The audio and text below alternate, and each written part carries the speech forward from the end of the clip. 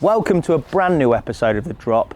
The planes might be a giveaway, but you join me at the iconic, historic and beautiful RK Leisure Wraysbury South Lake, a place which I'm fortunate enough to have a ticket on, and I'm going to say it, it's my favourite place to go carp fishing in the UK. As if that wasn't enough, I'm here with a guest who's also just as iconic as this venue. He's a long-term member of the Nash team. It's none other than the living legend that is Steve Briggs. Now in this episode, I'm going to tap into Steve's infinite wisdom on all things snag fishing. We all know that snags are a magnet for carp all year round, whether it's for food, security, sanctuary, or just a place to rest and get away from anglers' lines. I'm going to tap into how Steve effectively and safely fishes snags and what that looks like in terms of his rig presentation, his tackle, the spot he chooses, and much, much more. I know what you're thinking, it's a tough life. Someone's got to do it, haven't they? Enough of me talking, I'm going to find Steve, and hopefully throughout the course of this session, we can show you a Wraysbury carp or two.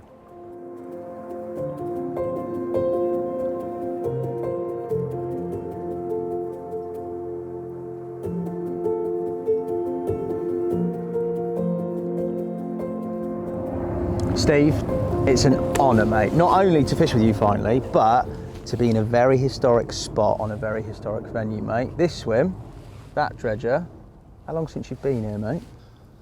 It's 20 years, near enough to the week, since I stood in this very spot. I mean, it's amazing. Don't know where those years have gone. But yeah, appreciate you sorting this out for us. And you know, it's quite special to come back and stand here. And the memories, you know, it holds a lot of memories, this one little area of the Colne Valley for me. So. You caught a very special fish, one of the original sort of old school, if you like, I'm going to put it in air quotes, proper Wraysbury character carp cluster, didn't you? From this same spot. Yeah, I mean, I joined really for Mary. You know, I was fishing Colnbrook West down the road and caught the big one there, and Crowie said to me, he said, you need to get on Wraysbury, you know, for Mary. I thought, he's right, you know. So, yeah, applied, and literally the day my ticket come through the letterbox, Mary was found dead, unfortunately. And I thought that might be the end of it, but there's so many good fish in here. You know, there weren't many of them, but they were all quality fish. So I thought, yeah, get myself down there, and that's what I did. I came down and caught cluster from this very, very spot 20 years ago. Epic, mate. Now, in terms of cluster, the actual capture, this session we're going to look at snag fishing, but it was from a snag that you showed me that you reckon is pretty much unchanged in all that time. It looks the same? I was amazed, actually. I was expecting it to be so different, and it does actually look virtually the same. And yeah, I could go out now and put a bait on the same spot if it was allowed to use boats. It was all boats back then. But yeah, little spot out there, and it was snag fishing. It was hit and hold then, and you know. Mate, that literally sets the old hairs on the back of my neck up. It's brilliant to be here, mate, as I said with you before. Now, you're going to get sorted. You're on dredger point, you're in the swim, you're going to get some rods deployed. I'm going to let you crack on. I'm going to go for a bit of a walk. There's a fair bit of bank space to cover. I'm going to try and find my own little snaggy area to fish. And then I'm going to come back in your swim and punish you about exactly what you're doing and how you're approaching it. All right, mate? Okay, sounds good to me. See you soon, sir.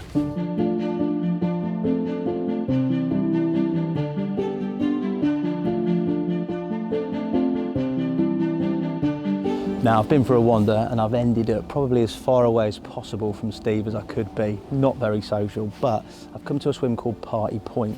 There's a little channel that branches off the main railway lake, and in that channel, the wind's pushing in, there's a sunken tree, and I can see fish ghosting in and out. By the looks of it, there's a few fish that I've seen. There's something to go on, so I'm going to have a little look how it develops, introduce some bait, find some clear areas, get it primed, ready to hopefully nick a bite. We'll see how things go.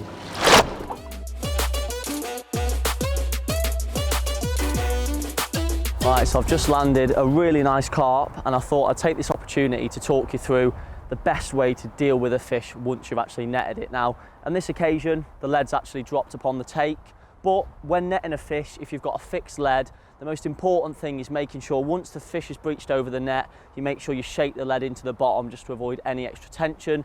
Once the fish is in the net in the edge, undo the bail on, make sure there's a lot of slack line, put your rod down, and then first things first, you don't want to leave the fish in the net with all your line and stuff going on. So dependent on the fishery rules in terms of slings and whether you're allowed to go in the water in waders, lean over, pop the hook off or take the actual rig off itself, and obviously take your line and your leg clip out just to avoid any tension on the fish. Once that's like that, make sure the net's nice and stable and you've got a nice deep margin, and then you're going to take your time organising your mat, your bucket, your carp care kit, get everything settled before you rush of actually getting the fish out of the water. Right, so the mat and everything is ready in the swim. The next stage, it's a lot safer to put the actual net in the sling to carry the fish rather than just rolling the net and carrying it like that. So I'm going to pop the net off, I'm going to roll it down to the fish, all the while making sure the fish's pecs are flat to its body. When you lift it, you want it to be compressed. You don't want the pecs sticking out. Obviously that's going to cause tension on it. So roll the net down there, making sure the pecs are all tucked in. Brilliant. And then sling goes in. I'm going to pop that into the sling. And then again, just before you go for that lift, you want to lean down and feel underneath to make sure that the pecs are flush to its body. Yeah, and yeah, so that's all good to go. Make sure you've got no rope sticking out, make sure your path's clear, and then you're all ready to lift her up. So, it's actually been raining today, so my mat is already wet, but another thing to mention, especially in the summer, is to make sure the mat's wet before you bring the fish on it. So, open the net up, and the next stage is to get rid of the net. You don't need all of this carbon on top of the mat, potential risk of the fish banging against it. So what I do is, I'll slide the fish, the sling and the net towards the front of the mat. Now, I'm going to bring the fish over the top of the mat. So now I've removed the net out of the equation, I've got the fish back in the sling. This is the stage where you'd obviously weigh the fish. Once that's done, you're ready for obviously your pictures and videos. Now, obviously don't go too high with the fish, don't sit up like this, keep nice and low, especially when you first lift it. Keep it close to your body, put the fish back down, and then the most important thing of all, before we're going to release this carp, I've got a carp care kit system here. Now you get everything you need in there to treat the fish. So first step, use the towel to dry the area of which you're going to put the treatment on. So nicely dry that out first. Once that's dry, you get a swab and you'll apply the carp care onto that. Obviously you want to cover that hook hold as well. And there we go, that's all treated nicely. A little bit of water over that solidifies it, then fold the sling up and let the fish go. Steve, now obviously snag fishing is the theme of this piece. Talk to me first and foremost, your sort of identifying of a snag. What is it essentially if you are snag fishing? What could it be? Well, this type of fishing, it's fishing up to snags rather than over snags, which is something you really only do with boat work. So this is casting from the bank, so it's fishing, just heard a fish then. I heard a fish. It's literally fishing up to snags and hit and hold stuff, getting them away from the snags in open water. It's all about stopping them getting in the snags. Obviously there you said fishing up against things, and in your swim there's loads of things to fish up against. There's structure in terms of trees and islands, there's also a massive dredger, but obviously snag fishing requires some specialist setup in terms of the hardware, mate. What are your sort of recommendations for the whole setup with regards to snag fishing? Well, ideally single bank sticks, each rod sort of facing towards where you're fishing if you can, but single bank sticks, it's so much more rigid and solid, and that's what it's all about, being solid, rigid, nothing's got to move.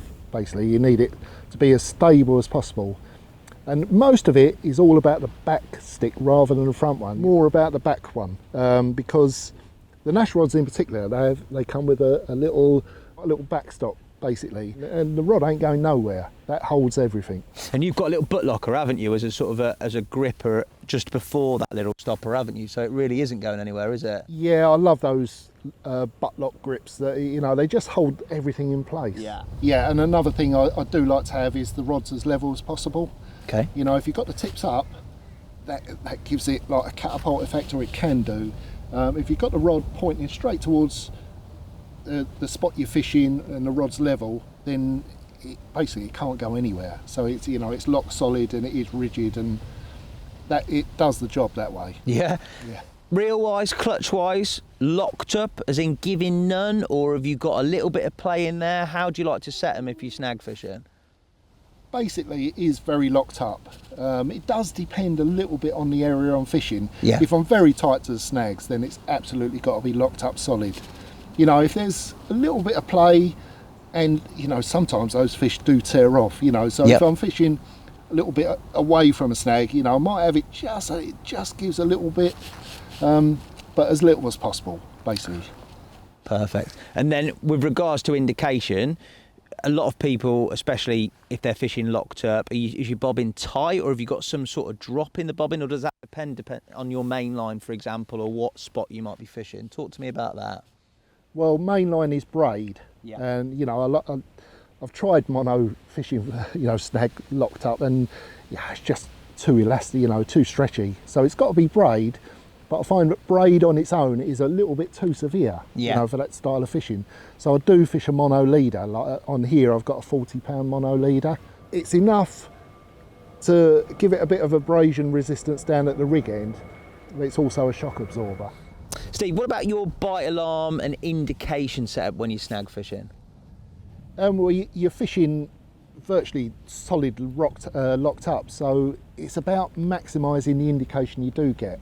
You know, alarms on the most sensitive setting, and I use heavy indicators, you know, and all that is, even when it's tight, it's still going to give you a little bit of a drop, and that's an extra bleep or two, you know, which don't sound a lot, but in a whole, you know, sort of scheme of things, it's going to let you know when you've got to take, and it's all about getting to that rod as quick as possible when you've got to take. And I'm guessing, in terms of distance away from your rods, you're going to be really close, or as close as possible, aren't you? You've got to be on the ball. It's all about being alert and ready. I mean, it can be quite stressful fishing, but you have got to be ready when it goes. It's no good going off for a social with your mate and all that. You've got to be there. And I reckon you've got about 4 seconds between being in total control of the fish or the fish getting the upper hand. Right. You know, I worked out it used to be about 4 seconds. If you can get there, which is still quite a long time when you get a bite, you know, it's like beep and you're out. If you can get there in 4 seconds, you're going to get it. Anybody who's fished rainbow with those snags, mate, I'm going to take your wisdom for sure. Taught me everything about snag fishing, that place. I bet it did, and more. Steve, talk me through where you've decided to fish in terms of your snag spots in this swim, because there's plenty of options in front of us, mate. Yeah, there's actually loads to go at here, and I've been able to actually pick 3 different spots in different areas, and they're all near areas where the fish want to be. The fish basically want to be near snags or cover. Yeah. And so, one to the right, lovely weed bed with a clear spot in front of it. A bit dodgy with the barge, you know, and there's some underwater woodwork down there, so it's, you know, it's a little bit stressful with that one if it goes, but you know, I'm confident when it goes it'll be all right. That one along the tree line, Yes. again, I've got to get them moving out from that tree line when it goes. But a lovely spot. Not too deep, that one. It's up on the marginal shelf. Looks lovely though. It all looks absolutely prime. We've seen a few fish sort of the other side of this monstrous treasure, mate. And with a little bit of luck, the rods are in situ. That leads to your first bite, mate. It would be mega to see you catch one in this swim after all those years. Oh, it'd be great, wouldn't it? It would be great.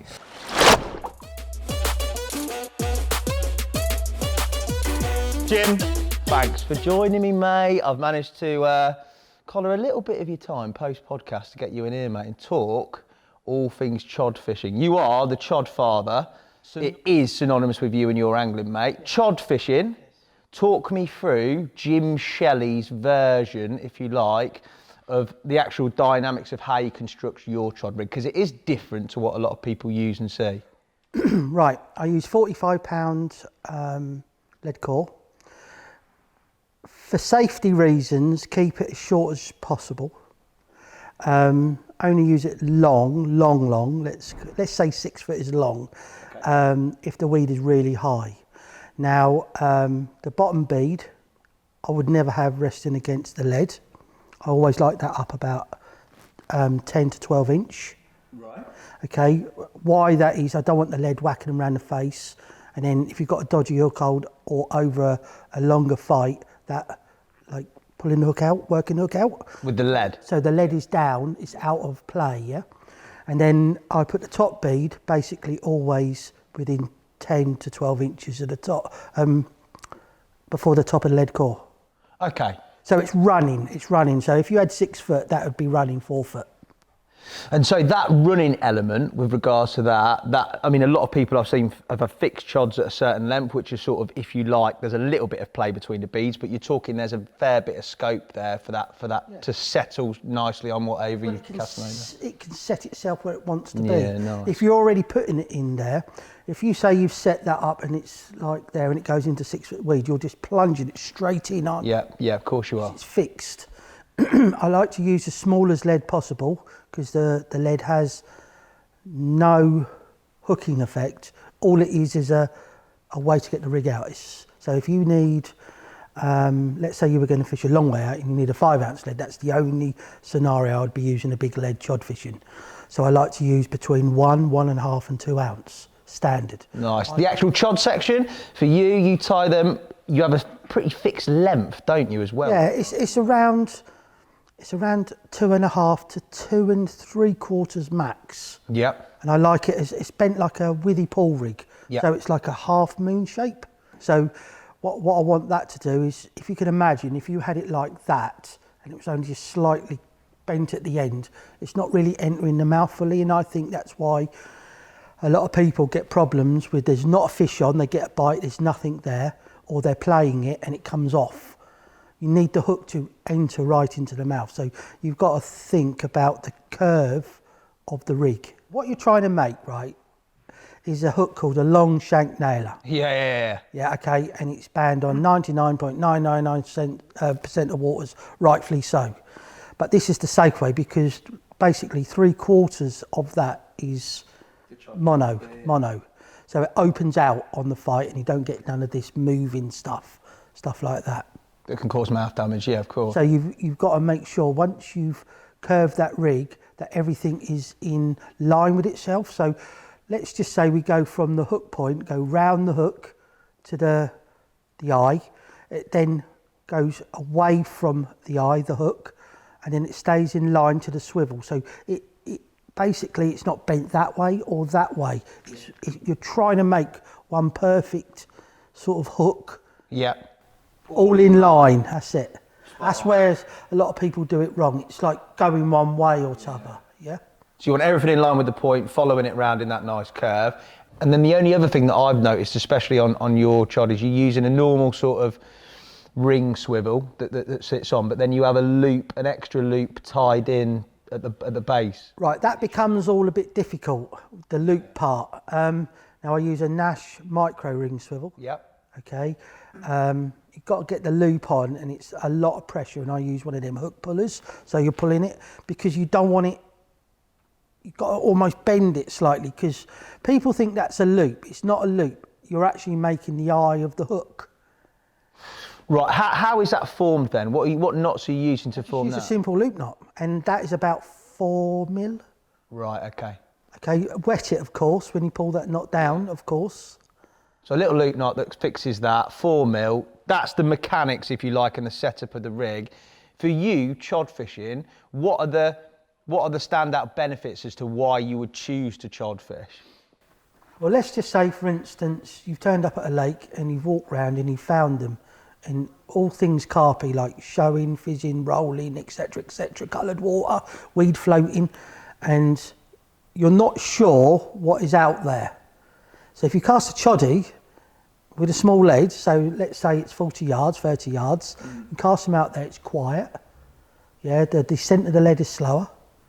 So then you get the resting effect. If it does, you don't know what's down there, you know, you could even pull something across the bottom and you don't know if there's some twigs, a bit of a branchy bit there. So it then lays anything that's dodgy, it's always fishing. So it's always fishing. There's no scenario that I wouldn't use it. I've used it in snags, weeds. I've even used it on gravel. You know, even if you cast it into weed, you don't know where that hookbait lands, do you? Yeah, of course. But it's always fishing. That's what you've got to remember. It's always fishing. And you're happy fishing that as singles as well as over a spreader bait, which obviously we've seen anyway. The other thing that's sort of synonymous again with the way you chod fish is your rod setup. Unlike people that have got their rods really low or sort of maybe set sort of in a normal height, typically, your rod tips are always up, aren't they, mate, when you chod fish in? Even more so with chodding, because you're basically you're fishing a running fixed setup, because it is running, but it's fixed. Yeah. And if you have it tight, you might be lifting it off the bottom, and if they've got a chance, say like the pop-up, the chod part, is up by the bead there, yeah? And if that's tight to it, they've got a chance to use that to get off, because if they go that way it runs, that way it's against tension, so they could shake it off. So what you do is you have a slack line, so as they do something with it, the lead core, or naked, if you're using it on, let's say, fluorocarbon, then drapes down. Yeah. The hardest part to get the fish is when it's like that, but when he's happy and he does that, or he's spooked on the super sharp hook, the old knows there's something wrong, and as he rises off the bottom, it drapes down and then drags. So then the slack line pull comes into effect, pulls tight, and as he rights more and more, sometimes on a shallow water, shallow lake, they're on the surface. Yeah. And then the rod's actually hooked them for you. So that actually I like the line to go like that. Yeah. So you've got that sort of amount of play in it, yeah? And then the rod tip comes in as you get that take, which Which I do in all my fishing. Yeah. Because you think you're in bed or you're sitting on your bed or talking to someone, it's all seconds to get to the rod, isn't it? So as it compresses, it's pulling the hook in for you. Yeah. So that's a nice little edge there. Very good from you, as expected. We're going into winter, mate. For you, chod fishing in winter, what sort of areas would you be looking for? Is there any hook bait tweaks or differences that you use when you're going into winter and you're chod fishing? So if I haven't been there before and they're fizzing and it's in the winter, I'm sort of trying to target the dirty areas of the lake, more siltier, dying weed beds. If you have never been there, got no knowledge, you can always go on the internet and gain knowledge by putting in the said water, and you can find stuff out, can't you? Yeah. As well, which can help you on the first session or two before, or likely areas as well to target. But it's normally I find them, I cast to them, I bait them, and I catch them. But normally out of whatever amount of rods I'm allowed to use, I'd always cast one away on a single, because that one could normally do the bite or do the bigger one. Right, so even if you've got an area and you caught a few, you'll have one off. Even like paste baits with cork and wrapping them in lady tights. I've seen you down the church. It's like an old one, mate. It's like an old one. It's like been in the water a long time, and plus it's oozing out different stuff because it hasn't been boiled, is it? Exactly, attractant wise. You could do that round a normal pop up even. You ain't got to do it round a cork ball. Another edge there, mate. Very well. Thank you for sharing some edges. Thank you for sharing some chod wisdom. For you, I just wanted one more question before we go, or one more sort of answer from you. With regards to sort of your most significant captures winter-wise on chods, what fish stands out, or what groups of fish stand out? Because you caught loads. Well, his first 50, the turtle at 51 in February. That'll do. Brace with a 46. Average for you, that, at best. There you go. Didn't expect anything less. Jim, thank you for your time, mate. Thank you for expending your knowledge. I'll see you again soon, and hopefully we can get you back on this as well. Thank you for having me. Anytime, mate. Snag fishing for me is all about using the strongest gear I can get away with, really, and all about getting the fish in. I'm not fishing for bites, but when I get a bite I need to get it in. So using a braid main line, and I'm using a 40-pound shock leader, which also acts as a shock absorber, which is quite important. But over that, just on the end, I always use tungsten tubing. I think it's a little bit more fish friendly, a little bit more camouflage, and that goes to a lead clip. And if I was fishing open water, I might use a helicopter, and I don't like to lose the lead unless I have to. But in a snag situation, be it weed, branches or whatever, if that lead needs to come off, then it can do. Hook length follows along the same sort of theme, really. You know, it's a nice strong 25-pound stiff coated skin link hook length. And if I was fishing abroad, I might use a stronger one than that. But for here where we are, this is perfectly strong enough. That's fished on a slip D system with a size 5 long shank twister. And they're lovely strong hooks. You know, I've fished in a lot of snag situations with those, and they've never let me down. So yeah, and then down to baits, well, I always like a little snowman. I like bottom baits, wafters, but out of all of them, Snowman comes out on top for me. So there we go. That's the whole rig ready to go. So yeah, going to get that one out now.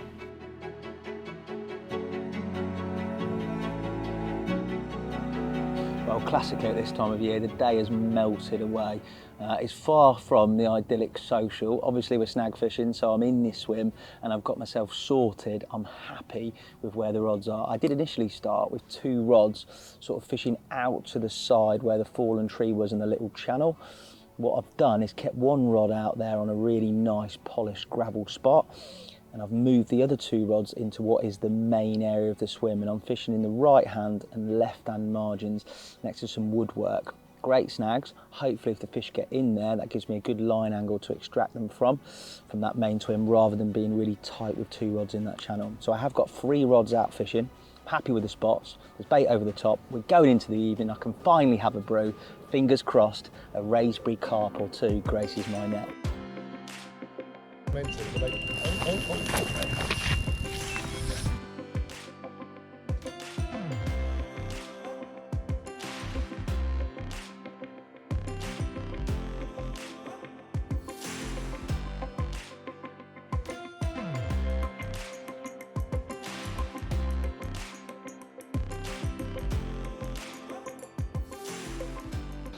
Oh, well, I'm so pleased to get this one.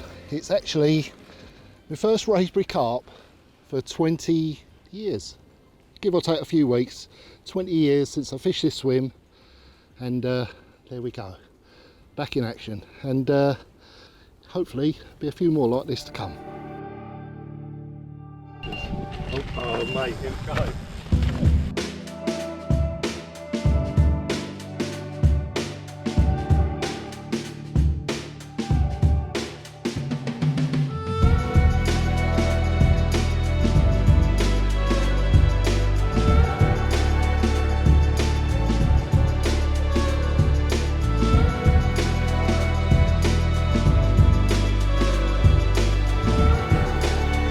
Well, there we go. As the old saying goes, just like buses. Literally just slip one back, the other rod's gone, and this is a beauty, nice mid-20. And yeah, there we go. 2 rods on the spot, 2 takes, 2 fish. Let's get this one back and yeah, get the rods back out, because we know where they are. Thank you, darling.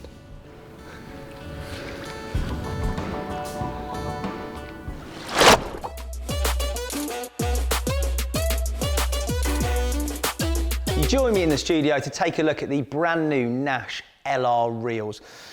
The range itself consists of 3 different models, but they have a lot of features that are common throughout. I'll talk through the individual models and their uses later on, but as a range, the first thing, they look the business. Let's face it, spend a lot of time looking at our setup when they're on rod rests and on alarms, and that blue etching in synonymous Nash colours looks spot on, complemented with that black finish.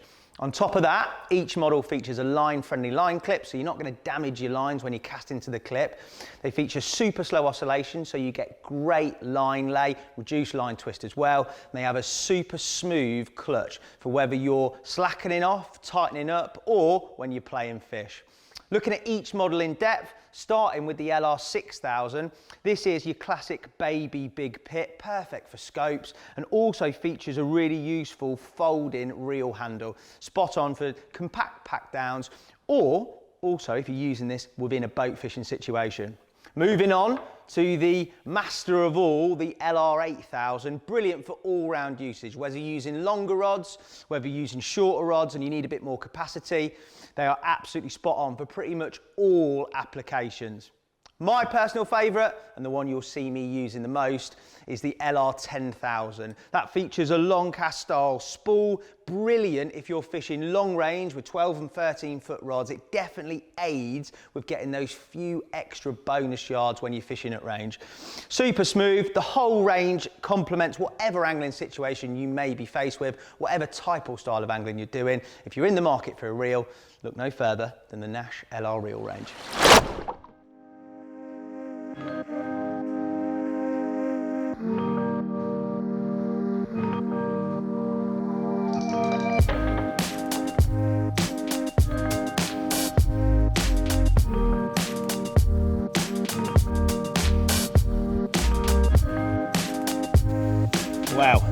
A beautiful Wraysbury baby. A very quiet night for me, nothing really in this area, but just on first light, a savage take in that channel swim. The most important thing when snag fishing, I was on the rod quickly. I kept the rod under compression. I didn't pump the fish and drop the rod. I simply kept the tension on, walked back as far as I could to get him away from the snags. It was pretty hairy for the first 10 seconds of the battle, as it always is snag fishing, but you've got to be on him, you've got to be direct, you've got to get him away from that structure. And luckily, the hook hold was good. He came into the net. I'm chuffed to bits to catch one. I'm going to slip him back. I just love this place. I love these fish, and I couldn't be happier.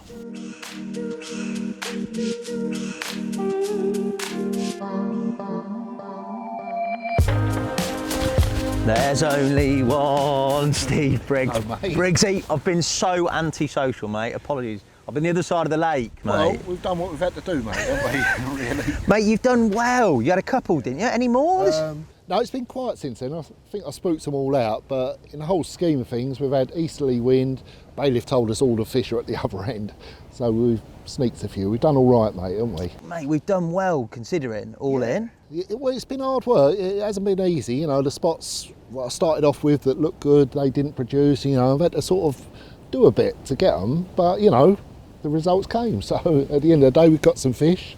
And to be fair, you're talking a couple of bites for yourself, a bite for me, and those bites have ended up in the landing net, which is, when you snag fishing, is good going, because it is always at the start of that battle a bit of a 50-50, isn't it? Well, it's all about doing it right. That's the thing, isn't it? If you do it right, you get the fish, and that's what we've done. You know, we've done something right, mate, and we've had a few fish. It's, mate, when they've been here as well, like you've had them from there. I think my little channel where I had that one, like this morning maybe a couple of fish went in, but other than that, the whole end of the lake has been pretty devoid. Yeah. So yeah, unfortunately no more, but it's good to be 100%, get a bite, get one in the net and finish on a good one, mate. I think we got the best out of it, mate, didn't we? Right, I've thoroughly enjoyed it, mate. I'm going to chew your ear off while we pack down, and thank you guys for watching. We'll see you again soon with another episode of The Drop, and thanks to this man for joining me.